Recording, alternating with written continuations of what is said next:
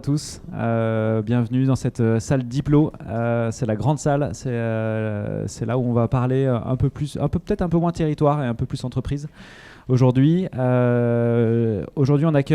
maintenant, on accueille Marguerite Laborde, donc directrice Mustela Global, qui va venir nous parler de la transformation du modèle d'affaires.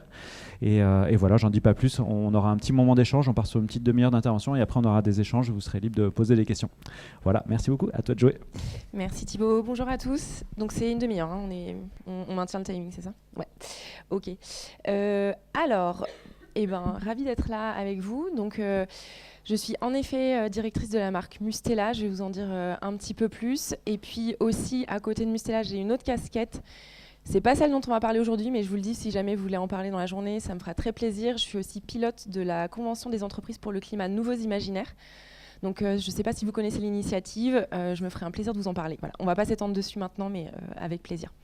Donc, je pense, effectivement, je suis une des rares intervenantes qui ne va pas vous parler de transition dans la montagne, ni même de mobilité. Thibaut a parlé dans son introduction de merde, en disant qu'on était rentré dans l'ère de la merde. Moi, je vais vous parler de caca au sens propre. Le caca qu'on trouve dans les couches des bébés, puisque Mustela, c'est une marque pour enfants, notamment pour nourrissons entre 0 et 3 ans, qui fait partie d'un laboratoire Expanscience. Donc, je vais vous en dire un petit peu plus.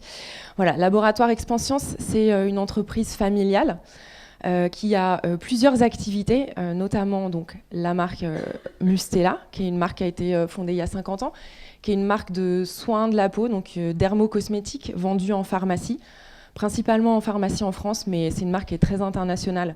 Donc on est vendu on a une quinzaine de filiales et on est vendu dans plus de 45 autres pays. Et donc là, dans le reste du monde, il y a différents canaux de distribution online ou dans des distributions plus spécialisées. Et on est une marque donc, qui s'adresse principalement aux parents d'enfants entre 0 et 3 ans, mais qui aujourd'hui s'élargit un peu à toute la famille, avec une expertise maison interne d'extraction d'ingrédients actifs qu'on met dans nos formules. Mais on a aussi d'autres activités chez Laboratoire Expanscience. Je vous parlerai plus de Mustela aujourd'hui puisque c'est la marque que je dirige, mais on a aussi d'autres activités qui sont une activité autour du bien vieillir avec un médicament pour l'arthrose et qui aujourd'hui s'élargit on s'élargit en fait à une approche plus holistique de l'arthrose avec de la prévention autour du positive aging. Et puis on a aussi toute une business unit qui développe des ingrédients actifs à partir d'extraction végétale, donc on est vraiment en lien direct avec le vivant là-dessus sur cette activité, pour intégrer dans les formules Mustela, mais aussi pour vendre au reste du marché dermocosmétique en B2B. Voilà, donc je vous montre un petit peu en termes de... Ah oui, merci. En termes de transformation, où est-ce qu'on en est ? C'est pas pour vous faire la belle carte postale, hein. C'est plus pour vous montrer d'où on part en fait aujourd'hui par rapport à la feuille de route de transformation que je vais vous présenter. L'objectif, c'est de vous montrer aujourd'hui un Rex d'une entreprise qui a des objectifs ambitieux, c'est clair, mais qui est vraiment au début du chemin. Donc c'est un Rex de début de parcours, mais il y a déjà quand même pas mal de choses à apprendre. Donc on est une entreprise qui est... alors déjà le contexte, c'est qu'on a un actionnariat 100% familial. On est un groupe indépendant, donc un laboratoire de santé naturelle détenu à 100% par aujourd'hui la famille et donc le fils du fondateur qui a fondé l'entreprise dans les années 50.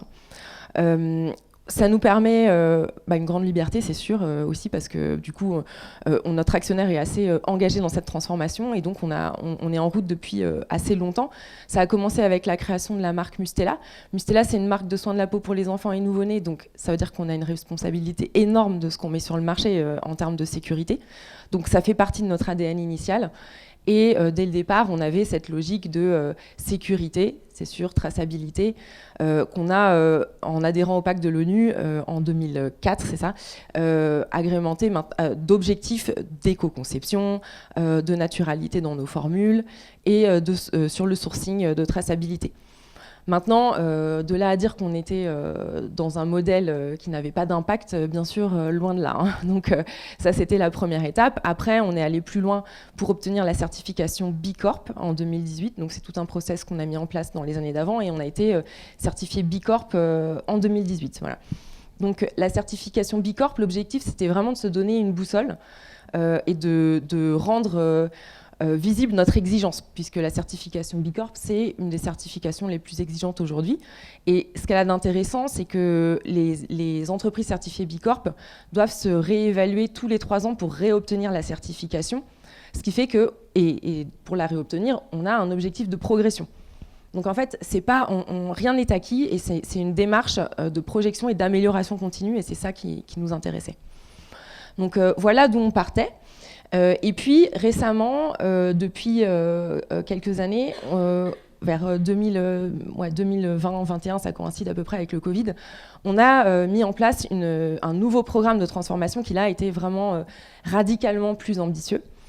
Et c'est ça dont je vais vous parler aujourd'hui, cette feuille de route et le retour d'expérience, avec, on va dire, 3 choses qui sont arrivées à peu près en même temps. On a eu déjà un changement de direction générale avec une nouvelle directrice générale, Sophie Robert-Velu, qui était très engagée sur ces sujets-là. On a en même temps décidé de devenir entreprise à mission. Ça aussi, c'est un process qui est très exigeant et qui permet de graver dans le marbre des objectifs sociaux et environnementaux, donc qui nous donne aussi une boussole pour avancer. On a fait la Convention des entreprises pour le climat, dont je parlais tout à l'heure. Donc, notre dirigeante, notre directrice et la directrice RSE ont fait le parcours en tant que participante. Et ça a aussi accéléré l'ambition, elle était là, mais ça a accéléré l'envie et l'urgence d'agir, en fait. Et puis, au même moment aussi, on a fait un programme, on a designé un programme d'objectifs à 2030 qui a été co-construit avec tous les collaborateurs. Qui nous a permis de décliner nos ambitions en objectifs et en milestones très concrets d'ici à 2030, avec des KPI très précis, mesurables, qui nous permettent d'avoir une feuille de route concrète. Donc voilà, tout ça, c'est ce qui a permis vraiment d'aboutir à cette feuille de route, avec pour ambition, dans un premier temps, de réduire drastiquement notre impact négatif au minimum incompressible. Ça, on va dire, c'est le premier pilier. Et puis, le deuxième pilier, c'est d'avoir un cap régénératif. Donc, on est une entreprise à visée régénérative d'ici à 2040. Qu'est-ce que ça veut dire ? Ça veut dire qu'au-delà d'avoir réduit notre impact au minimum incompressible, on veut aider à régénérer le vivant en apportant de l'impact positif à travers nos activités. Est-ce que l'entreprise régénérative, ça existe ? Vaste débat. En tout cas, c'est un cap. Et ça nous permet d'avoir une orientation et une boussole pour diriger nos activités.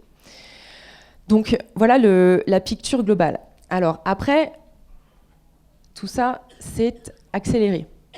Donc, comment ? Donc, on avait mis en place tout ça. Tous ces objectifs concrets se sont matérialisés autour de 2021, de 2022. On a en parallèle, en fait, on s'est retrouvé confronté à l'actualité qui nous a encore plus donné l'urgence d'agir. C'est-à-dire que on a eu dans ces années-là, comme plein d'entreprises, je pense qu'on a été confrontés au fait que, on l'a vu tout à l'heure, on est à 6 des 9 limites planétaires qui sont dépassées, donc on est évidemment dans l'urgence d'agir. Mais en fait, c'est même, ça pourrait paraître quelque chose un contexte très théorique, mais ça heurte vraiment directement et de plein fouet l'activité de nos entreprises. Le modèle de nos entreprises, il est basé sur une économie extractive, donc qui met en danger les écosystèmes qui nourrissent ce modèle de développement lui-même. Donc c'est vraiment un cercle vicieux et qui en fait devient une notion, au-delà de l'envie de bien faire et de l'impact positif qu'on a envie d'en voir, qui devient une notion de gestion du risque. C'est-à-dire que le modèle de développement de nos entreprises sur le long terme, il n'est pas pérenne en fait. Et ça, c'est un argument qui, je pense, convainc rationnellement aussi quand même beaucoup de gens d'agir. C'est que sur le long terme, ça ne marche pas. On va être soumis à une pénurie et une raréfaction des matières premières. On est soumis à la hausse des coûts de l'énergie et des transports. Et ça, on l'a vécu de plein fouet pendant la crise du Covid ou la guerre en Ukraine. Pour vous citer un exemple, pendant le Covid, je ne sais pas si vous vous souvenez, il y a eu un moment où il y a eu un porte-conteneur qui a bloqué le canal de Suez pendant super longtemps. Bon, concrètement, qu'est-ce que ça voulait dire ? Tous les transports étaient bloqués. Donc nous, en termes d'approvisionnement de matières premières, on était mal sur certains ingrédients. En termes de livraison de nos filiales, on ne pouvait plus livrer. Donc pour montrer que à un moment, une problématique liée au transport, elle peut devenir ultra pénalisante pour l'activité. Et ce qu'on a vécu à ce moment-là, c'est que le début, en fait. C'est-à-dire que la hausse du prix de l'énergie et l'impact sur les transports, ça ne fera que se reproduire. C'est pareil pour les matières premières. La crise en Ukraine, donc, quand février 2022, si ma mémoire est bonne, donc la guerre en Ukraine démarre. Et là, c'est le moment où on s'aperçoit que notre premier fournisseur d'huile de tournesol, il est ukrainien en fait, et que donc on est mal aussi parce qu'on a juste plus, on va plus pouvoir se faire livrer notre matière première comme on l'entend. Donc finalement, c'est du contexte géopolitique et économique extérieur qui nous fait prendre conscience d'enjeux qui, derrière, ne vont faire que se répliquer et s'accélérer avec la crise climatique. On est vraiment juste dans la répétition de ce qui va se produire dans les 10 à 15 prochaines années. Et donc, ça nous pousse à agir encore plus vite, en fait. Notamment parce qu'une entreprise comme la nôtre, elle est sur un modèle de croissance volumique aujourd'hui, clairement, qui en fait repose, surtout quand on est une entreprise internationale comme la nôtre, sur une décomposition de la chaîne industrielle avec finalement du sourcing, des achats de prestations qui sont complètement mondialisés et qui donc sont ultra dépendants de cet environnement hyper complexe dont on a parlé tout à l'heure, la complexité qui est le nôtre et qui va ne faire que s'accélérer. Donc ça nous a poussé à aller vraiment encore plus vite. Ça a été des éléments encore plus qui ont accéléré, on va dire, la prise de conscience et l'urgence d'agir rapidement. Donc, cap vers l'entreprise à visée régénérative. Ça, c'est régénératrice. Alors oui, il y a un gros débat aussi. Est-ce qu'on dit régénérative ou régénératrice ? Celui qui a la solution, je veux bien qu'il me le dise. Donc, on est cap vers l'entreprise à visée régénératrice. Comment on fait ? Parce qu'une fois qu'on s'est dit ça, on se dit c'est super ces ambitions, mais en fait comment on y va ? Et c'est pas forcément hyper simple. Donc là-dessus, pour ne pas être bloqué et pour dépasser le comment, on a pris le parti de réfléchir plutôt en « et si ». Et ça, c'est vraiment source de plein d'idées, en fait, et ça nous permet d'aller réfléchir beaucoup plus loin, beaucoup plus large, de se dire « et si si notre direction éco-compatible était faite, à quoi ça ressemblerait et quelles seraient les conséquences positives ?» Et finalement, derrière, ça permet de construire une feuille de route en rétro-pédalant et en se disant « ah ben voilà, pour obtenir cette conséquence positive, en fait, qu'est-ce que je dois mettre en place maintenant pour y arriver ?» Et notamment, ça permet de réfléchir beaucoup en coopération et en écosystème. C'est clair qu'aujourd'hui, on n'a pas... Aujourd'hui, une entreprise, on a cette visée régénérative, mais on n'a pas la prétention de se dire qu'on va pouvoir être régénératif à nous tout seuls. En fait, ça n'existe pas. Ou en tout cas, je veux bien qu'on me donne un exemple. La régénération, c'est forcément écosystémique et ça naît de coopération avec tous les acteurs. Donc, tous les acteurs notamment d'un territoire. Et c'est là où la notion de localisation, elle va être super importante. Donc le fait de pouvoir réfléchir en conséquences positives larges, ça permet de revenir dans une dimension écosystémique, de se poser les bonnes questions et derrière d'aller pouvoir pousser les curseurs de sa feuille de route aussi beaucoup plus loin. Et donc la dimension de coopération, elle est vraiment centrale dans ce qu'on met en place et je vous donnerai quelques exemples. Donc sur Mustela, je vais me concentrer sur l'activité Mustela, on a pris la question, la question qui redirige notre feuille de route, c'est de se dire et si nos offres étaient essentielles, locales et réparatrices des écosystèmes où les familles vivent. Donc qu'est-ce que ça veut dire ? Alors, et si nos offres étaient essentielles ? C'est la dimension de sobriété. Donc évidemment, on commence par travailler sur ce premier pilier-là. Se dire que la première chose il y a deux volets. Le premier volet, c'est retravailler l'offre sur la sobriété et l'utilité. Se dire que sortir aujourd'hui de notre modèle qui est dépendant d'une croissance volumique et réduire notre impact au minimum incompressible, ça va forcément passer par une transformation de notre offre et revenir à l'essentiel. Donc là-dessus, on a mis en place différentes choses. Là, ce qui est souligné en rose, c'est ce qu'on a déjà fait. Ça a commencé par mettre en place des outils de pilotage de l'impact, donc des analyses de cycle de vie pour les produits. C'est assez classique, mais ça aide en fait à prendre les bonnes décisions et à se dire est-ce que je peux m'assurer que tout ce que je mets sur le marché, parce qu'on est sur un marché, la dermocosmétique en pharmacie, mais enfin la dermocosmétique en général, qui est hyper drivé par l'innovation et le lancement incessant de nouveautés. Donc nous, on a pris le parti de se dire en fait, on va vraiment mesurer le poids de ce qu'on met sur le marché, sortir de la dépendance à l'innovation absolument, pour s'assurer que les nouveautés qu'on met sur le marché, elles ont un impact moindre que ce qui existait déjà avant. Donc, il faut que ça réponde à un besoin d'utilité vraiment prouvé pour notre cible, c'est-à-dire les parents, s'assurer que ça répond à aujourd'hui une friction et un besoin qui n'est pas couvert et sur lequel on va pouvoir leur apporter un besoin. Et en même temps, si c'est une rénovation de produit, s'assurer que ce qu'on met sur le marché a vraiment un impact moindre en termes de dégradation des écosystèmes, émissions carbone, etc. Donc ce sujet et donc ça veut dire, quand on commence à rentrer là-dedans, il y a le sujet de l'innovation, mais il y a aussi le sujet de la transformation du portefeuille actuel de produits. Et donc la transformation de notre portefeuille actuel de produits, elle passe aussi par de la sobriété du portefeuille et se poser réellement la question de en fait, qu'est-ce qui est vraiment utile dans notre offre ? Est-ce qu'un énième gel douche parfumé avec un design différent, c'est vraiment utile ? Non, je ne pense pas.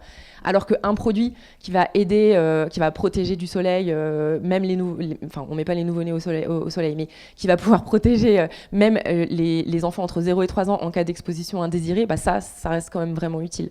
Un produit qui va lutter contre l'eczéma et qui permet de soulager pendant la nuit, par exemple, ça, c'est vraiment utile.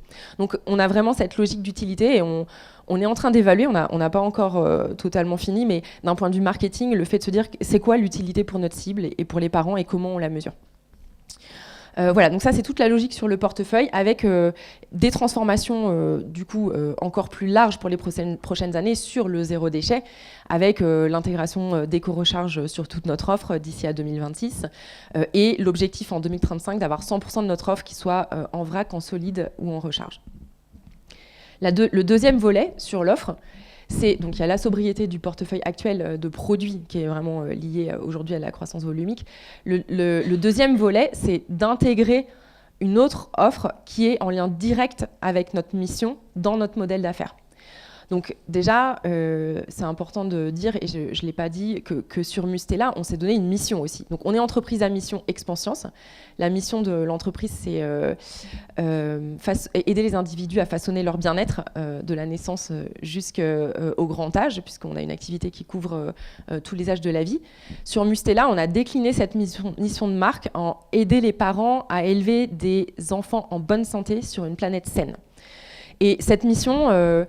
elle n'est pas là juste pour faire joli et pour être communiquée. D'ailleurs, on la communique pas tant que ça en fait en B2C. Elle est vraiment là pour nous aider à être un filtre et une boussole dans toutes nos activités. Donc tout ce qu'on fait, on le passe vraiment au prisme de cette mission. Et quand on se donne cette mission-là, bon, déjà, je le disais, en fait, on est obligé de revoir notre offre et la façon dont on conçoit nos produits parce qu'on ne peut pas continuer à polluer quand on se donne cette mission-là. Et par ailleurs, on se dit que là, on peut être vraiment utile aux parents, parce que cette mission, elle nous invite à être super utile aux parents, sachant que la parentalité, c'est un moment de la vie où on est soumis à plein d'injonctions, plein d'informations contradictoires, on se pose plein de questions. Il y a plein de gens qui nous disent qu'il faut faire ça, d'autres gens qui nous disent qu'il faut plutôt faire ça. On se dit que nous, on est là aussi pour aider les parents dans ce moment de vie qui est super difficile, en leur rendant accessibles des informations au quotidien pour les aider à eux prendre la bonne décision. On n'est certainement pas là pour leur dire ce qu'il faut qu'ils fassent, mais on a cette dimension de service qu'on pourrait ajouter à notre offre. Et ça, on le travaille. Aujourd'hui, on n'a pas encore du tout de business lié à ça, et je ne sais pas si ça aboutira. Mais en revanche, on se donne le devoir aujourd'hui d'expérimenter là-dessus, pour se dire que d'ici à 2040, on aura été dans plein de chemins d'expérimentation qui nous auront permis de nous dire est-ce qu'on peut créer de l'utilité et de la valeur à cet endroit-là pour notre cible qui sont les parents ? Comment ça se modélise ? Est-ce que c'est une offre valorisable et monétisable? Je n'ai pas encore la réponse, mais on va le tester. Si ce n'est pas, comment on la finance pour s'assurer d'être utile pour les parents, mais surtout comment on le fait en coopération. Et donc cette offre qui est à visée régénérative, parce que l'idée d'une offre comme ça, c'est d'avoir un impact social et environnemental. Cette idée de cet impact social et environnemental, on sait très bien qu'on ne va pas pouvoir le créer nous tout seuls. Donc on commence à créer des expérimentations maison des parents. On a fait la première expérimentation à Paris, on a fait une deuxième à Rennes cette année. On va expérimenter dans différents territoires parce qu'on sait très bien que une offre comme celle-là, elle a de la valeur dans un territoire et les problématiques ne sont pas les mêmes selon les territoires. Et donc c'est pour ça qu'on va expérimenter différents modèles. Et donc à chaque fois, on va s'associer avec un écosystème local. Par exemple, à Rennes, donc comment ça s'est passé? On a testé la première maison des parents, donc ça a duré 3 jours à Rennes. On a travaillé ça en collectif, en coopération avec un collectif de pros de santé qui s'appelle le collectif Périnate. Donc il y a un collectif de sages-femmes, de puéricultrices, de pédiatres qui sont implantés localement. On a aussi travaillé avec des associations donc, qui nous ont aidés. L'idée était aussi de se dire qu'on crée ce lieu et ce festival pour mettre en relation les parents avec les personnes de leur territoire qui leur sont utiles et qui ont de la valeur pour eux. Donc des associations, des pros de santé, et puis mettre aussi en lien les parents entre eux en fait. On peut aussi jouer ce rôle de connecteur en fait en tant que marque. Donc on a organisé et on a co-construit tout ça avec tous ces partenaires pour arriver à ce festival Maison des Parents qui a duré 3 jours, qui nous a appris aussi plein de choses. Et puis que voilà, demain, on répliquera là ou ailleurs, on poussera plus loin et l'idée étant d'expérimenter à chaque fois en allant plus loin dans la coopération et en comprenant ce qui a marché, ce qui a moins bien marché. Et avant de passer à la partie modèle économique, de vraiment être sûr qu'on apporte de la valeur ajoutée et de l'impact social et environnemental et qu'on peut le mesurer. Parce que sinon, ce sera juste une offre à côté de ce qu'on fait déjà, à monétiser, qui rapporte du business, mais qui ne crée pas d'impact. Or, l'objectif principal, ça va être vraiment de créer de l'impact. Donc ça, voilà, c'est pour « Et si nos offres étaient essentielles ». Il me reste combien de temps? Juste, Ok, super. La deuxième partie, c'est « Et si nos offres étaient locales ?» Donc ça, je vous l'ai dit. Aujourd'hui, on est une entreprise mondialisée qui va acheter différents ingrédients à différents endroits de la planète et on sait qu'une partie de la solution, elle va venir aussi d'agir plus en local et de façon plus territoriale. Donc on a commencé à travailler différentes choses là-dessus dans notre direction. On commence à étudier le fait de rapprocher nos productions de la demande. Donc dans nos marchés, commencer à étudier le fait de produire localement et même de formuler localement. Et c'est pas simple, un petit retour d'expérience là-dessus. Donc on a lancé nos premières productions locales au Brésil l'année dernière. Et ben la production locale, ça marche avec nos formules. La formulation locale en sourçant localement, en fait, on a mis le doigt dans un truc où on s'est rendu compte que c'était tout simplement pas si facile que ça, parce que finalement, les fournisseurs de matières premières qu'on va appeler au Brésil, en fait, c'est les mêmes que ceux qu'on appelle en France. C'est BASF & Co. Et en fait, ils se sourcent partout dans le monde. Ils ne se sourcent pas nécessairement au Brésil. Donc, du coup, c'est un travail beaucoup plus long et beaucoup plus conséquent que ce qu'on avait imaginé. Mais on est dessus, mais voilà, c'est pas si simple et ça prend beaucoup plus de temps. Donc quand on rentre dans les détails, on se rend compte de pas mal de choses. Ça, c'est un premier exemple de projet qu'on fait. Ensuite, on a aussi, donc nous, notre usine, on fabrique tous nos produits à Épernon, en Eure-et-Loire, donc dans le sud de Paris. On a aussi voulu aller plus loin sur la localisation dans notre propre territoire, parce que donc, nous, on est une entreprise qui est originaire d'Eure-et-Loire, et aujourd'hui, on n'avait pas forcément de lien avec notre environnement direct. Donc, qu'est-ce qu'on a fait? On a commencé à se dire, on va regarder ce qui existe autour de nous, dans notre région Eure-et-Loire, voire notre département. Oui, c'est un département. Dans notre département Eure-et-Loire.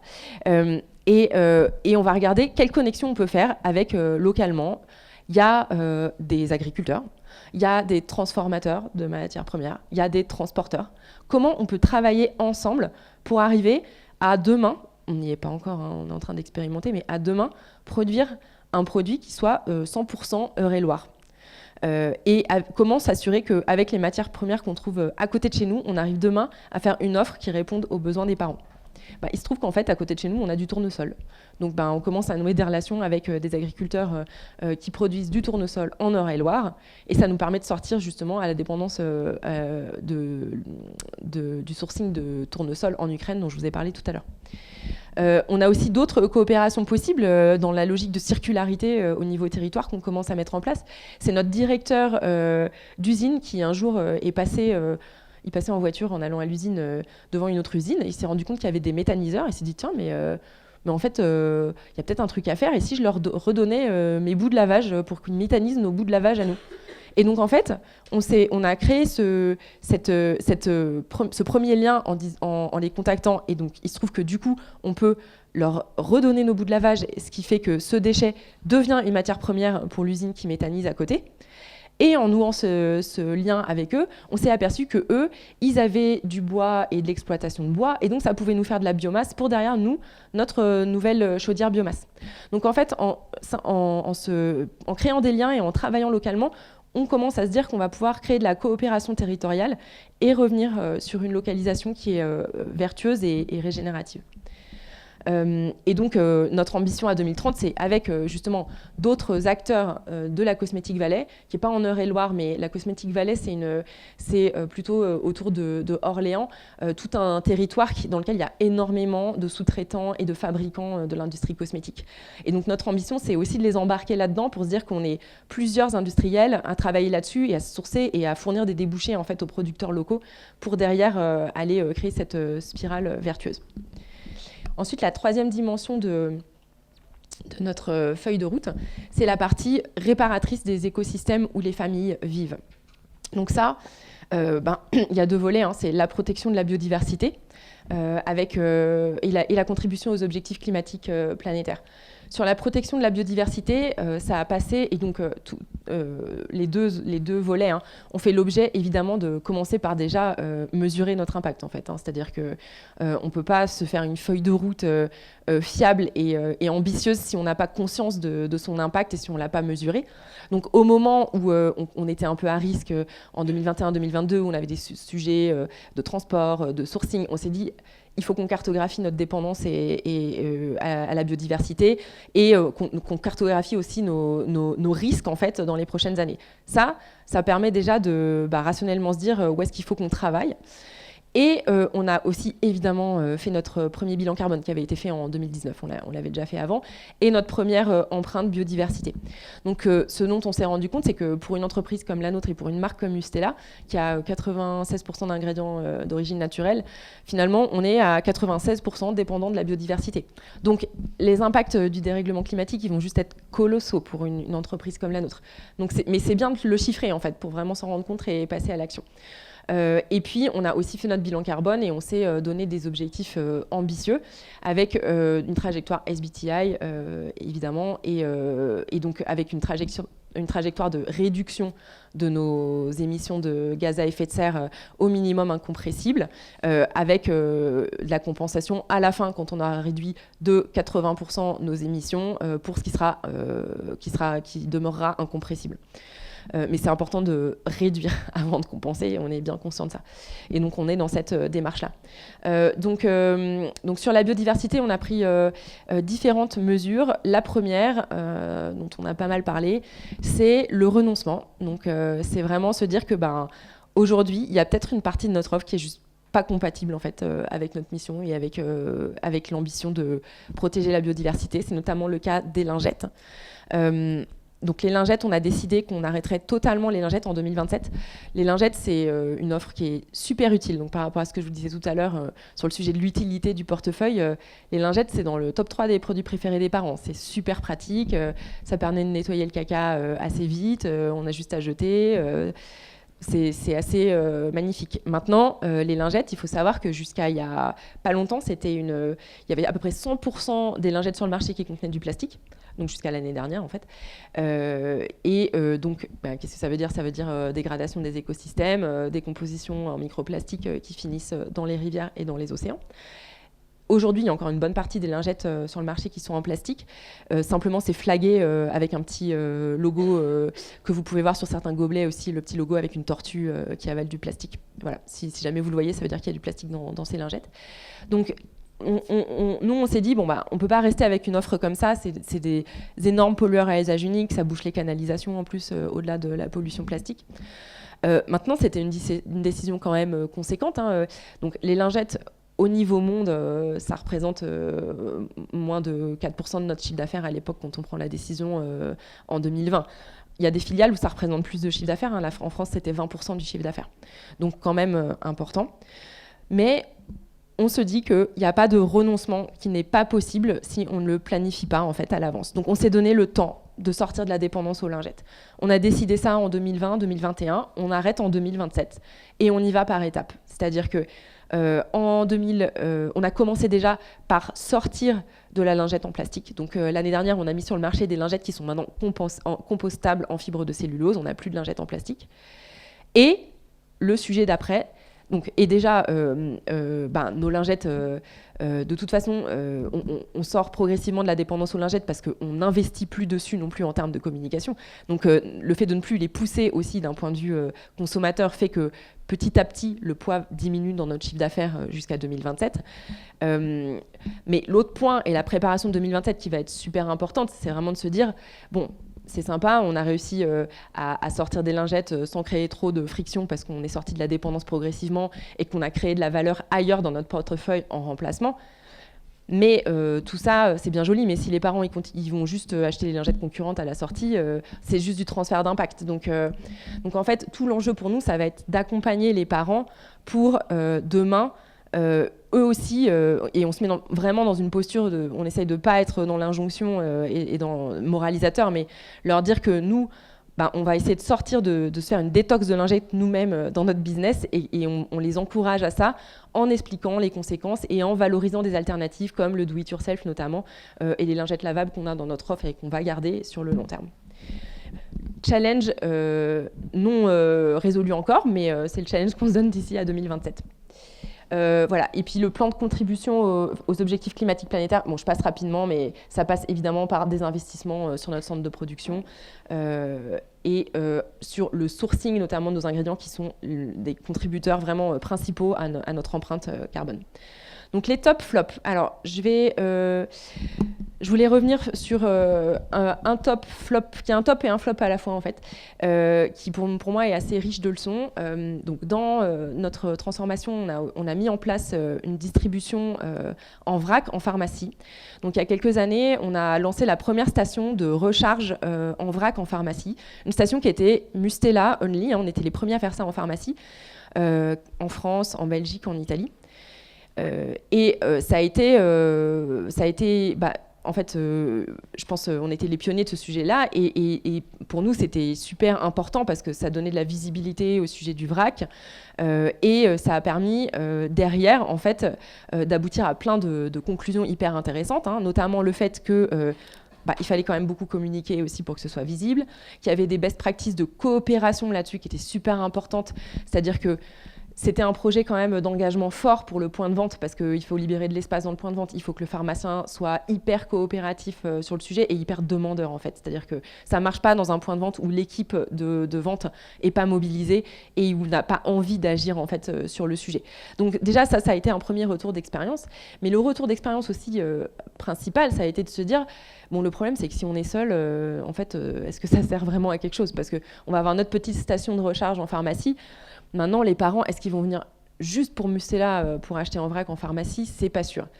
Et en fait, le fait d'être les premiers sur le sujet et les pionniers, ça a permis de donner de la visibilité au sujet du vrac en pharmacie et d'initier une démarche de coopération avec des concurrents. Et donc, depuis 1 an, on a lancé ce consortium Pharma Recharge pour lancer le vrac multimarque en pharmacie avec des laboratoires concurrents. On est 8 marques en tout qui sont vraiment des concurrents directs. Hein. Il y a du Pierre Fabre, La Rosée, Bioderma. Et on a lancé la première station de recharge multimarque en pharmacie. Donc ça, pour moi, c'est... Et donc là, on est au début de l'expérimentation. Hein. Il y en a 5 pour l'instant, 6.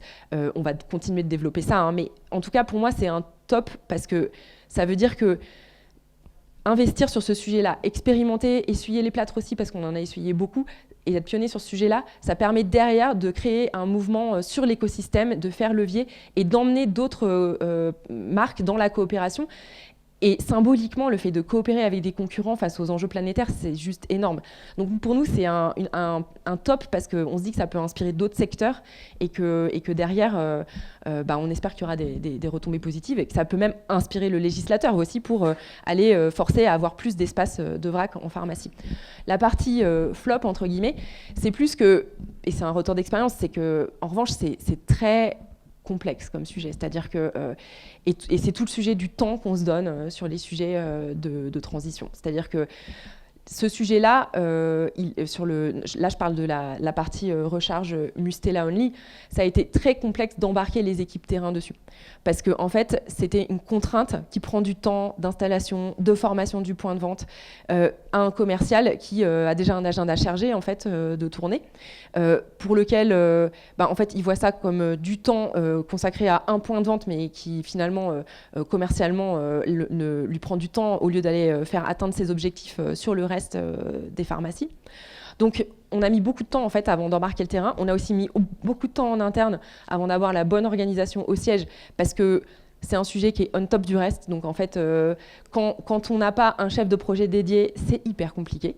Donc, le key learning pour moi là-dessus, c'est qu'il faut vraiment se donner les moyens d'un point de vue équipe si on veut mettre en place des projets comme ça, avoir un chef de projet dédié et aussi incentiver le terrain, parce qu'en fait, ça passe quand même par là la motivation, et c'est là où derrière la donne peut changer. Donc voilà, ça c'est pour le top et le flop. J'ai quelques apprentissages à vous partager, mais peut-être ça peut être des Q&A si tu veux qu'on arrête là. Ouais. Wow. Alors, je finis en 3 minutes. Du coup, ça c'était pour un top et flop. Après, nos apprentissages au global, ça c'est vraiment pour moi le truc clé. C'est vraiment partager le constat. En fait, on s'est aperçu que l'équipe et l'organisation, elles ne bougent que si on parle le même langage et que si tout le monde a le même niveau d'information et de formation sur l'urgence. Donc, on partage le constat en interne. On a par exemple, un exemple, c'est la fresque du climat. C'est un moment du parcours d'onboarding des nouveaux collaborateurs maintenant dans l'entreprise. Et au moment où on a déployé la fresque du climat en interne, on l'a fait à tout le monde. On l'a même fait aux collaborateurs à l'usine. On a arrêté l'usine un jour et on les a fresqués pendant une journée. Donc symboliquement, c'est fort, mais c'est pour montrer que c'est super important que le constat soit partagé. Et on a une équipe RSE qui active ce sujet de la montée en compétences et en connaissances. C'est une de leurs missions principales. Ils le font vraiment au quotidien. Et je dois dire que c'est ça qui fait que tout le monde est en mouvement et que ça marche. Par ailleurs, les objectifs 2030 dont je vous ai parlé, ils ont été co-construits avec l'ensemble des collaborateurs. Et ça aussi, c'est un levier énorme parce que les gens se les approprient beaucoup mieux s'ils les ont co-construits.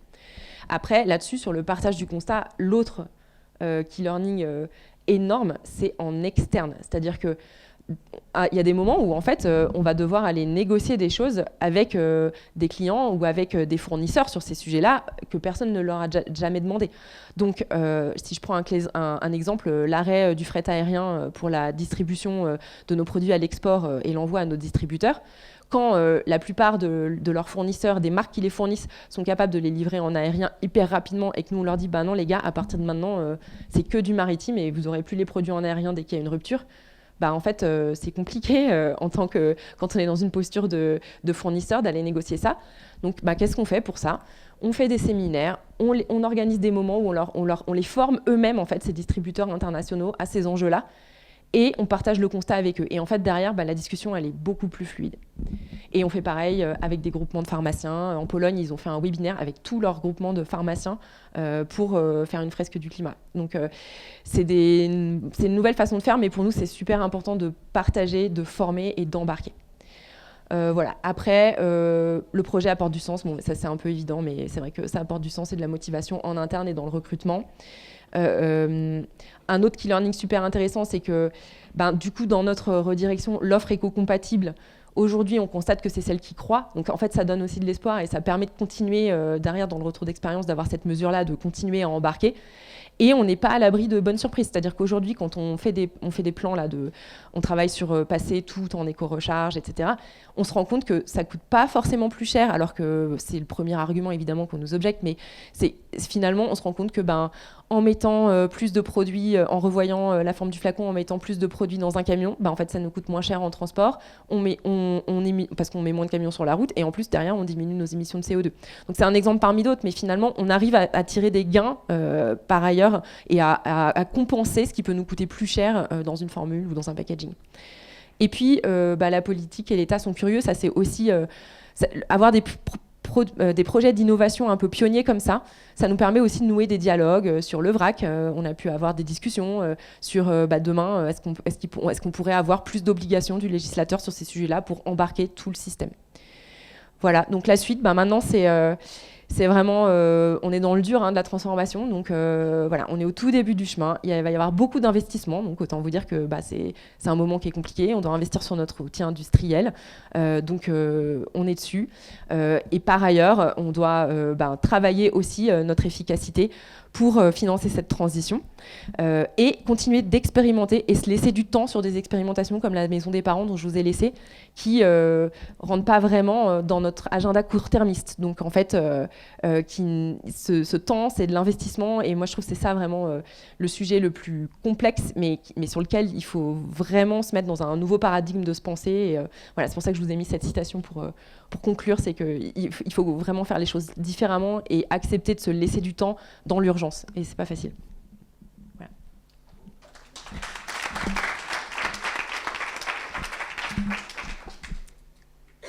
Merci beaucoup. En fait, on a dû prendre celui-là, il est beaucoup plus puissant.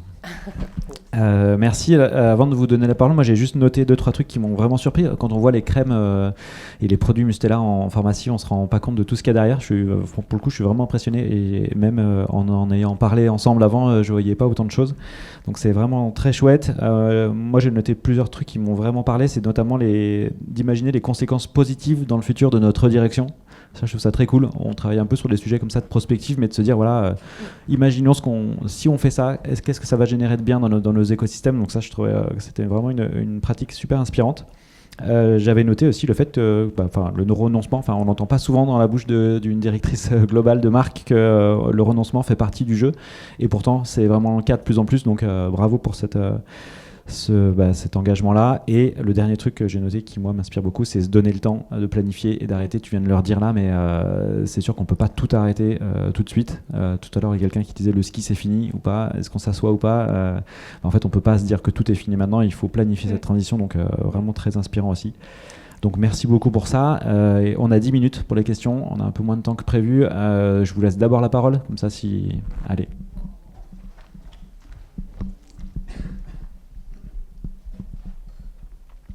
Tout d'abord, merci, parce que c'était vraiment une présentation brillante, complète et opérationnelle, et qui est très inspirante.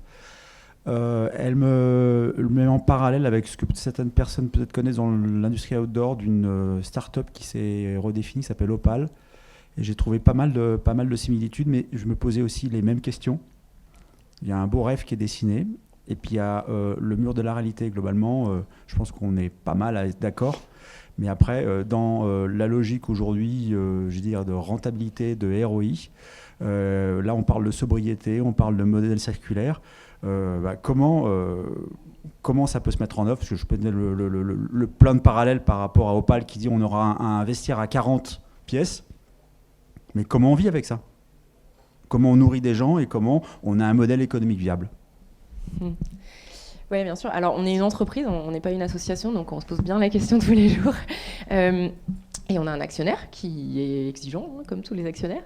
Donc, déjà, on a, en fait, je pense qu'il y a plusieurs réponses à ça, mais nous, ce qu'on travaille dans cette notion donc, je l'ai dit sur le renoncement, on renonce à une partie de notre offre, mais derrière, on crée de la valeur en compensant sur d'autres parties du portefeuille. Sinon, on ne pourrait pas se couper comme ça de chiffre d'affaires. L'important, c'est effectivement, que tu le disais sur le ski, c'est de s'assurer que cette transformation, on arrive à la financer. Et donc, pour ça, on travaille sur notamment un levier qui est celui des investissements marketing. C'est-à-dire qu'aujourd'hui, on va demander au marché de s'assurer que toute cette réflexion qu'on fait en amont, elle est suivie aussi en aval. Et donc, on va inciter nos marchés à en fait investir sur les produits de demain. Et les produits de demain, c'est quoi pour nous? C'est les produits où on est sûr qu'on a ce triangle planète, profit, people qui est maintenu. Mais dedans, le profit est quand même là, clairement, parce que sinon, on est une entreprise, on ne survit pas. Donc, en fait, on va inciter nos marchés à investir sur les produits où on a mesuré qu'ils avaient un impact moindre, où en même temps, on sait qu'ils sont utiles pour notre cible et où en même temps, ils sont rentables. Donc, ça permet de piloter le portefeuille. Et en fait, finalement, si on fait ça et que derrière, on crée plus de volume sur ces produits-là, on sera encore plus rentable et on pourra encore plus se couper d'une autre partie du portefeuille si à un moment, on juge qu'elle n'est pas dans notre offre de sobriété. Donc moi, je travaille comme ça avec les pays. Voilà. Après, par rapport à l'actionnaire, voilà, c'est aussi comme ça que du coup, on l'embarque. Hein, on est rationnel et on travaille beaucoup évidemment sur ces sujets-là. Après, on a aussi la chance quand même d'avoir un actionnaire qui est engagé sur ces sujets-là, qui a engagé l'entreprise dans la démarche depuis assez longtemps avec toutes ces certifications.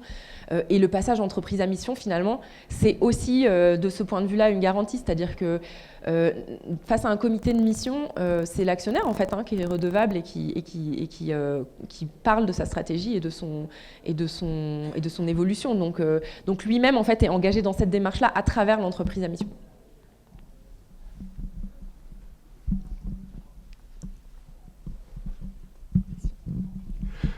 Merci et bravo pour cet exemple. Moi, j'ai une question par rapport, pour rentrer un petit peu plus sur la question technique des produits. Vous l'avez dit, vos produits dépendent beaucoup de la biodiversité, donc de l'agriculture. Qui dit agriculture aujourd'hui, et notamment en France, dit bien sûr agriculture intensive avec beaucoup d'intrants et de pesticides. Donc, comment vous faites pour à la fois, vous visez le régénératif en ligne de mire, donc avec toutes les controverses qu'il y a autour de ce terme, mais une des premières étapes, c'est bien sûr de commencer à moins détruire ou à arrêter de détruire. Et par rapport à cette question des pesticides, vous avez encore, j'imagine, malgré tous vos efforts, beaucoup de produits qui contiennent des irritants, des PEG, et qui sont fabriqués à partir de matières premières issues de l'agriculture utilisant des pesticides. Comment est-ce qu'aujourd'hui vous arrivez à adresser cette question qui est très compliquée, j'imagine, et comment vous arrivez à la mesurer et quels sont vos leviers pour agir là-dessus? Ouais, alors il y a deux sujets différents là-dedans. Il y a la partie ingrédients nocifs qui sont généralement quand même pas forcément naturels, type PEG, etc., où effectivement on est dans une démarche de les enlever de notre portefeuille. C'est énormément d'investissement R&D, hein, évidemment. Donc la logique là-dessus, elle est de se dire que quand on fait des changements, on essaye de tout faire en même temps, parce que sinon c'est là où ça devient trop complexe. Donc effectivement, ça on le travaille par exemple en même temps que des changements de packaging pour pas tout refaire à chaque fois. Mais évidemment, on est là-dessus. Même si aujourd'hui, je dirais que effectivement, les PEG, c'est peut-être le dernier ingrédient un petit peu controversé, mais on va s'en séparer assez rapidement. Après, sur la partie ingrédients naturels, donc effectivement, déjà, la plupart de nos ingrédients actifs dans nos formules sont bio, donc je pense que ça encadre bien quand même le sujet des pesticides. Il y a une autre dimension sur laquelle on travaille beaucoup, c'est le sujet des coproduits. Donc, on est au début de la démarche, mais donc j'en ai pas beaucoup parlé. Toute la partie sourcing et agriculture, c'est évidemment un énorme volet sur la partie à la fois diminution de notre impact, parce que sourcer des ingrédients au bout du monde, c'est de l'impact en émissions de gaz à effet de serre, mais il y a aussi de l'impact positif à aller chercher derrière avec de l'agriculture régénératrice.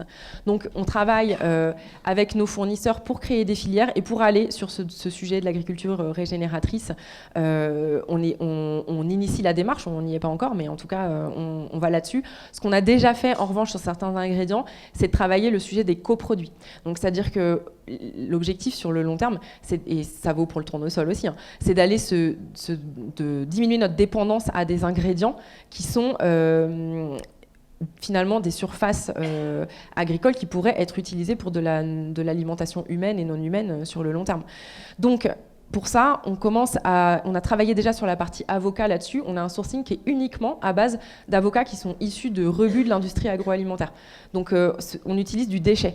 On fait de l'upcycling de déchets en fait pour produire des ingrédients actifs. Et donc, l'objectif, ça va être de faire la même chose sur nos autres ingrédients actifs et d'aller chercher des parties des plantes qui ne sont pas utilisées pour justement éviter d'aller préempter des surfaces qui serviraient dans le futur à de l'alimentation humaine, là où on sait qu'il va y avoir beaucoup de risques et d'évolution sur ces sujets-là.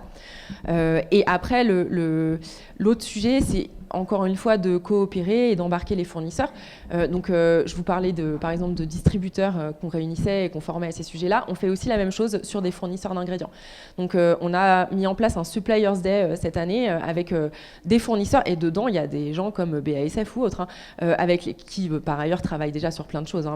Mais en fait, on les a réunis et on leur partage notre feuille de route pour les embarquer et pour derrière aller mettre en place des actions concrètes avec eux.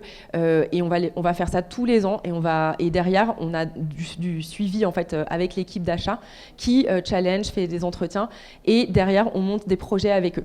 Maintenant c'est une démarche qui prend beaucoup de temps encore une fois, donc on est très clair que c'est par là que ça va passer, mais il faut d'abord mettre en place cette relation de coopération pour y arriver. C'est la même chose pour le local sur le tournesol et toute la démarche dont je vous ai parlé. On commence, mais on a évidemment de grands espoirs et de grandes attentes sur le sujet. On nous met la pression. Est-ce qu'il y a une dernière question ? Allez.